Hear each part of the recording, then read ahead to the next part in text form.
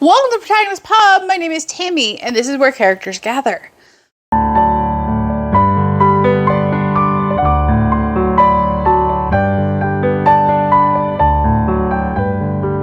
Mid-year Freakout tag and the stats for quarter 2.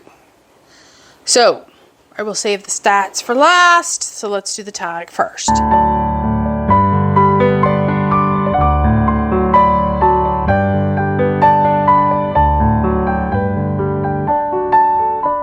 The first prompt is the best book so far. Miss Graham's Cold War Cookbook by Celia Rees. It is still currently my book of the year. It is still currently the book, I will tell you, that I think everyone needs to read. And if you need to talk about it, y'all know how to get a hold of me. Prompt number 2, the best sequel so far. That would be The Ladies of Ivy Cottage by Julie Klassen. This is the second book in the Tales from Ivy Hill. It is a 24 and 24 book for me from Dave. It is available from Audible Plus, Christian historical fiction. And while there is more romance in this one than the first book, I will still say this is not a romance. At heart is just Christian historical fiction with romance running through it. Much like life, romance runs through it, but it isn't the focus. So, it's an excellent book. Question number 3. New releases you still want to read. Target Acquired by Lynette Eason. This is the second book in the, I want to say, Lake Ridge series. If I'm wrong, the series name is right here. It is pulled up on my Kindle to read. I have a copy from NetGalley. And I am probably going to read it as part of the Keep Me in Suspense readathon, which I will link down below. And I am very much looking forward to it. I think Lynette Eason writes fantastic Christian romantic suspense. Question number 4. Second half most anticipated release. This one is very easy for me. Wind and Truth by Brandon Sanderson. I believe at the time I'm filming this, there still has not been a cover release for this book. This is the 5th book of the Stormlight Archive. It is the conclusion of the first portion of the archive, or the Stormlight Archive. And I am currently rereading book 2 in anticipation of its release. And as you know, I don't generally reread, but I needed to reread these, so I'm on book 2. Question number 5. Biggest surprise of the year so far. And for me, where is it? It's right here. That is Counterfeit Love by Crystal Cadell. This is the first book in the Hearts of the Gilded Age series. She was a new to me author. I have books 2 and 3 sitting on my shelf waiting for me. I need to read them very soon. This is Christian historical romantic suspense, intrigue, and you follow through the series the male Secret Service agents versus a group of female friends. It's a group of male friends who all happen to work for the Secret Service. All 3 books take place in different parts of the country. And the first one was absolutely stellar. Just absolutely stellar. Prompt number 6. Biggest disappointment of the year. I have 3. The first one of those would be The All-American by Susie Finkbeiner. I thought this was very surface level. There was no depth to the story. I didn't connect with any of the characters, and I was just thoroughly unimpressed. Next one I was very disappointed with was A Beautiful Disguise by Rosanna M. White. I recently unhauled my copy. This was ludicrous and nonsense, and I didn't enjoy any of it. And the last one for this, for disappointment, was What the Wind Knows by Amy Harmon. I will link that review down below. It was a book club choice, and it was so disappointing that I am not reading anything by Amy Harmon in the foreseeable future, although I do have a Goodreads win from her on my Kindle. It's her newest release, and I need some distance before I try to pick that up.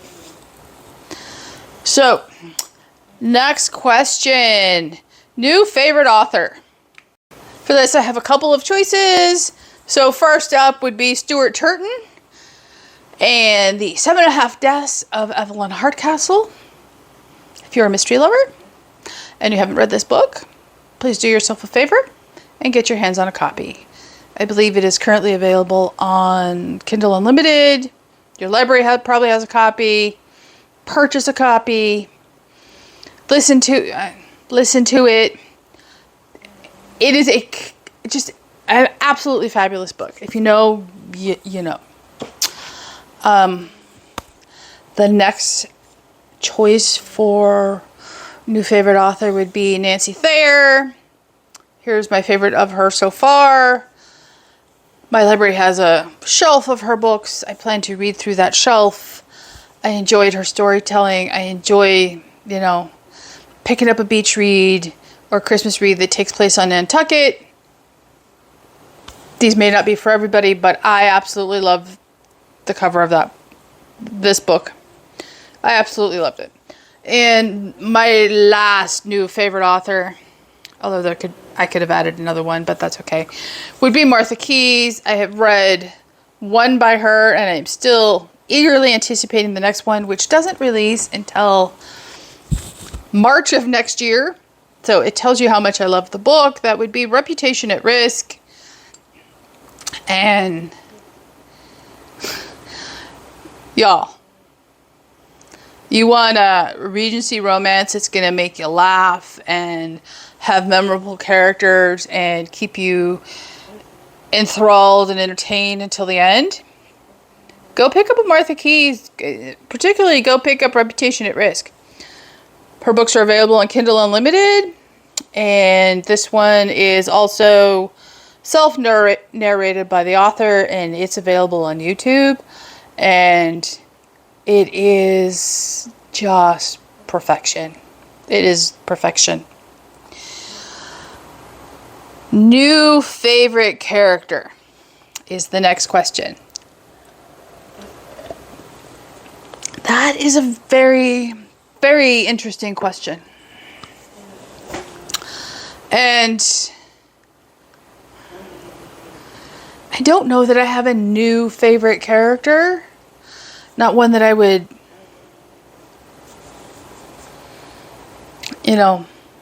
someday go back and reread. I do have two memorable standouts, and I forgot to grab one of the books. Where is it?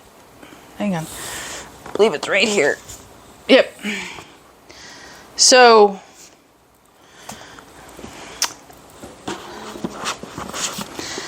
it would be Edith from Miss Graham's Cold War Cookbook and Christy from I Must Betray You.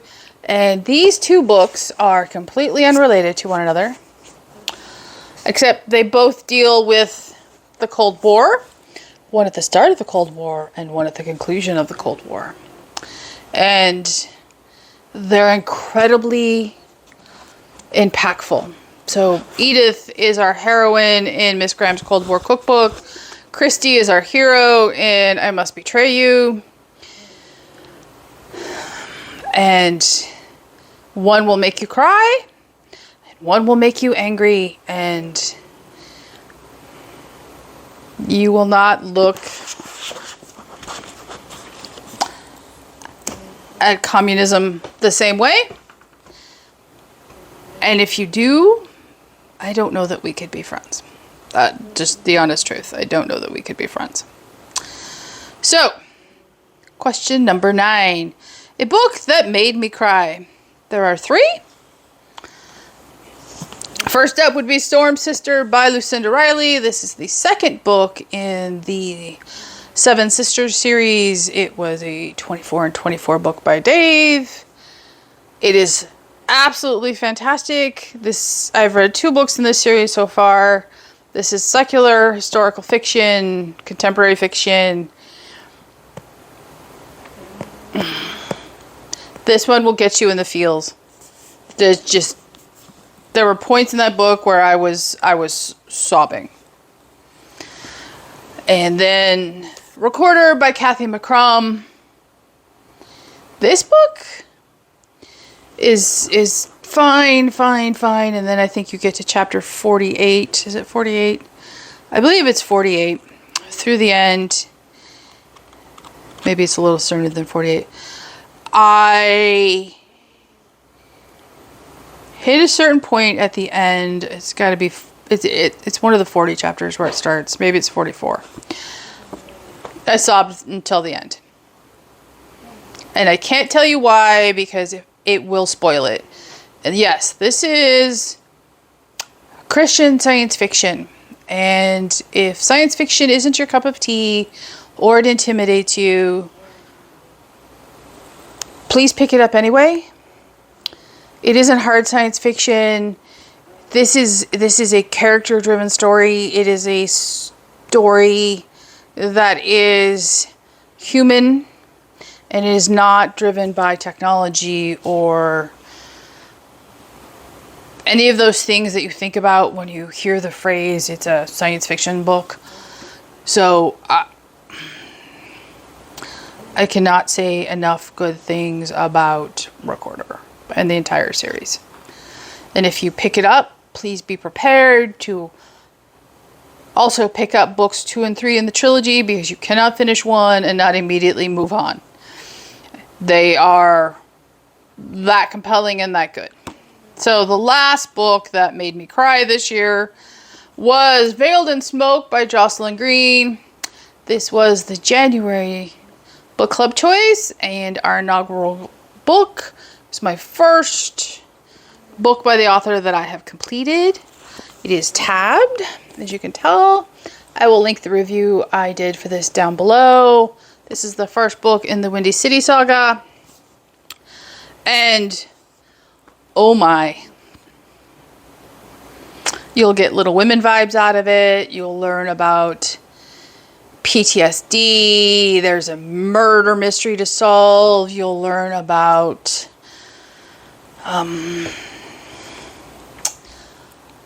Civil War atrocities on both sides of the conflict, Chicago's role in the Civil War. It is a phenomenal book. It is absolutely a phenomenal read. Next up would be a book that made me happy. There are 3 choices. They are all in my Kindle. So, first up would be The Fast Lane by Sharon M. Peterson. This is the second book in the Two Hearts Texas series. It is her newest release. It's available on Kindle Unlimited. You do not have to have read the first book, although I highly recommend the first book, which was, oh Lord. What's the first book? Here's the cover. Can't believe I forgot it. I love Sharon M. Peterson as a writer. They're available on Kindle Unlimited. They're fantastic. They're secular rom-coms. They're closed door. Yes, Amanda tells me the language can be a little spicy, but it's completely appropriate, and I absolutely loved them. The second book is One Summer in Monte Carlo by Jennifer Bonet. Secular romance. It takes place in Monte Carlo. And this is available on Kindle Unlimited as well. She was a new to me author. I absolutely fell in love with her writing style and the book, and by the end I was just smiling from ear to ear. And yeah, it's a good summer romance with personal growth and, you know, solving a mystery and coming to terms with your past. And it was fantastic. I just absolutely adored it. And the third book that made me happy was Reputation at Risk by Martha Keyes. Seriously, y'all, pick this book up. Second time I've mentioned it. Tells you it had an impact on me. I absolutely adored it. Absolutely adored it. Okay, prompt number 11. Worst book so far in 2024 is The Forgetting Moon by Brian Lee Durfee. I've unhauled it. I've talked about it plenty. I don't want to talk about it more. I adore Brian as a booktuber, but no. Question 12. Most beautiful acquired book. I have to think. Hang on. Okay, so I just pulled a couple of books that I know I acquired in the first half of the year. And this appears in my latest book haul. I don't know if it's published by the time this comes out. That is To Crown with Liberty by Karen Yulo. This is Catholic historical fiction. It takes place in 1795 in Paris and Louisiana. Looks like it's dual timeline, maybe.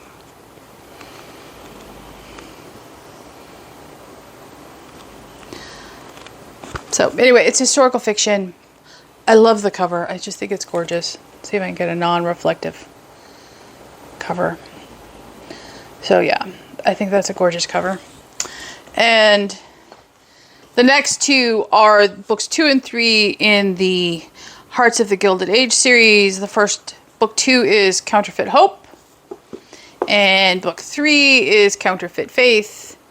And yeah, they're gorgeous. I cannot wait to read these. Book 2 takes place in rural Indiana. And book 3 takes place in Philadelphia, I believe. Philadelphia or Pittsburgh. Philadelphia. So, I'm eagerly looking forward to these. Like, all 3 of those are very high on my list of things I want to read. All right. Question 13. Books still on my 2024 TBR.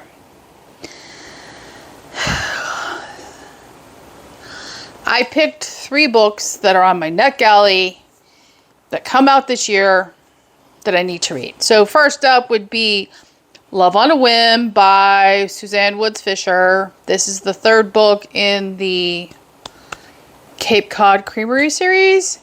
I've read the first 2. I loved them. I just haven't had a chance to get to this one. I need to get to this one. I love the cover. So, yeah. Tammy needs to do that. Second 2 are funny. One is Irish, one is Scottish. Both are cozy mysteries.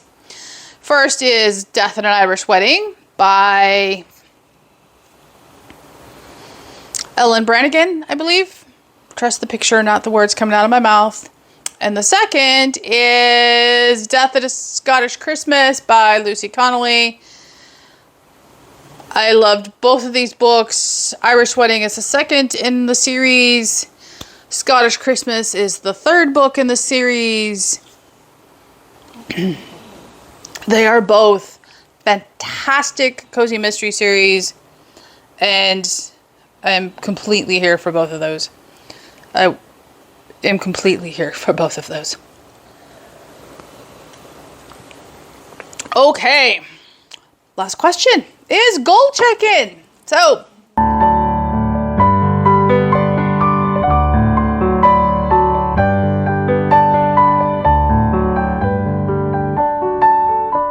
time to do some stats and goal check-in. So second quarter stats. I have read 45 books in the second quarter for a total of 16,700 pages. And that is an estimate because I know Storygraph has trouble tracking books that are not in the Storygraph database. And even though they have an add book option, I have never successfully gotten a book added. So I'm just using the Storygraph number. If it's not counted, then oh well. So all of the books in the second quarter were fiction. 13 of them were audiobooks. I DNF 26 books in the second quarter. And of those 45 books, 12 of them were Kindle Unlimited books. So just over half were either Kindle Unlimited or audiobooks from the library and Audible. And I am good with those numbers. You know,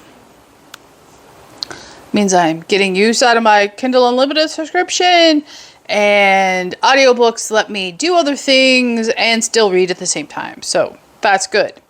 So goal check it. Oh, how am I doing on goals? Well, let's see. Let's do Jane's reading challenge first. So the second quarter is April, May, and June. And April was a new to you author. And for that, I read The Nature of a Lady by Rosanna M. White. It was my first Rosanna M. White book that I can't pull it out easily, read. It is the second book I tried from her in the second quarter. I DNF'd the first. The May prompt was a one-word title. Yeah, I haven't read that one yet. I could cheat and use Recorder, but I used that for February, so I'm not going to do that. I will, however, fill this one in August for the You Keep Me in Suspense readathon. I'm going to read Firewall by Diane M. Mills. So I will get that one done in the third quarter. And the June prompt is your second most read genre. And I think these two are pretty close, so I guessed it was historical fiction. And that was The Ladies of Ivy Cottage by Julie Klassen. And I'm comfortable with that choice. I do have July's filled out, even though I didn't read it in July. I read it in May, I believe. And it can change. That would be A Hot Setting, which I read the well. So that is that challenge.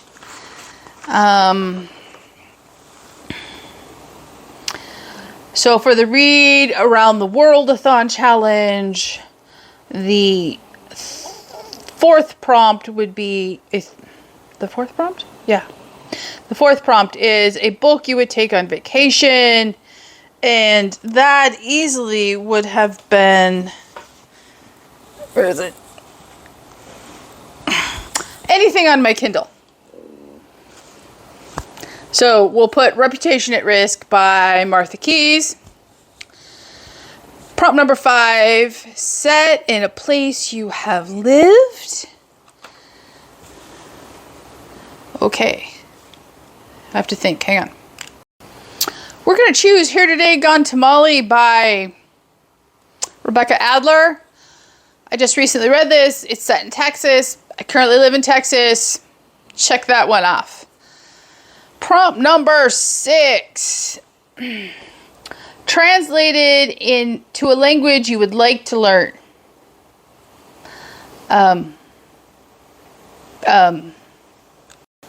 going to assume it should say translated from a language you would like to learn. That would be Revenge of the Dwarves by Marcus Heitz. It's translated from German.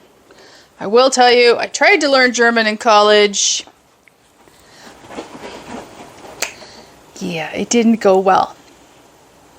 Do I think at this point in my life I'm going to, suddenly pick up German? No. But I at least tried at one point, so I think it's close enough to fit that prompt. So, of the 24 and 24 books that my husband so kindly picked for me, that I somehow mistakenly believed in the middle of January I could finish by the beginning of August. I'm not going to do that. How many have I read? I have read 13, 14 if we count the one that he picked that I have actually previously finished and we don't count my substitute. So I finished half by the halfway point of the year. Unfortunately, the books that are left are all the big, thick ones. I'm currently working on 2. Any luck, I will finish those in July. And, yeah. It's a challenge. But I asked him to do it. And he did it. So I have got to finish it before the end of the year. Or he will tease me about it forever, which would, absolutely be his right. So, yeah, I'd hoped to be further along on that one, but needless to say, I'm not letting him choose 25 and 25 next year because my brain is not at all working with the, hi, these are the books you have to read this year or your husband wins theory.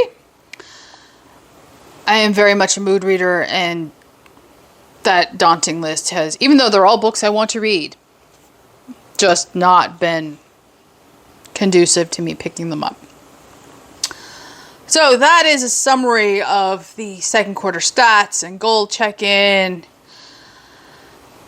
I am happy where I'm at so far. Reading isn't a competition. I have more time than most people to read. If you read one book a year, you're a reader, and it doesn't matter. Use your library, use Kindle Unlimited.